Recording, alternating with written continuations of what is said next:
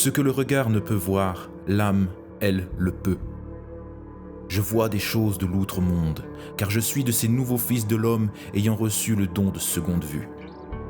Et voici, je vous apporte la révélation de l'Esprit Saint. Ils vous ont dit que ceux qui louent son nom seront graciés, et moi je vous dis qu'ils seront châtiés.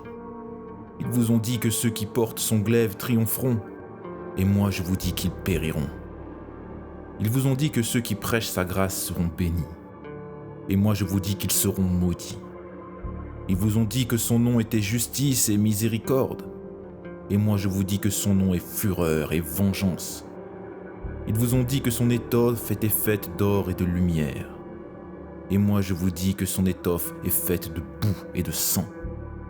Ils vous parlent du Fils, je vous parle du Père. Ils vous parlent de l'homme, je vous parle du Dieu. Ils vous parlent du monde, je vous parle de l'outre-monde. Gardez-vous de ces faux prophètes, et au rang de ces faux prophètes, je range les sorciers comme les cardinaux. Car je n'appelle point saint celui qui tout entier se voue aux choses de ce monde et espère être sauvé par la seule grâce de sa foi. Comment une âme résisterait-elle aux tentations infinies de l'outre-monde, alors que de si faibles chimères auront suffi à la vaincre ici-bas?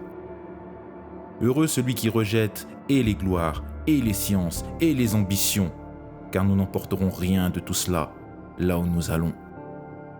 Heureux celui dont l'unique plaisir est le mépris des plaisirs, car il sera sourd aux promesses des dieux des enfers.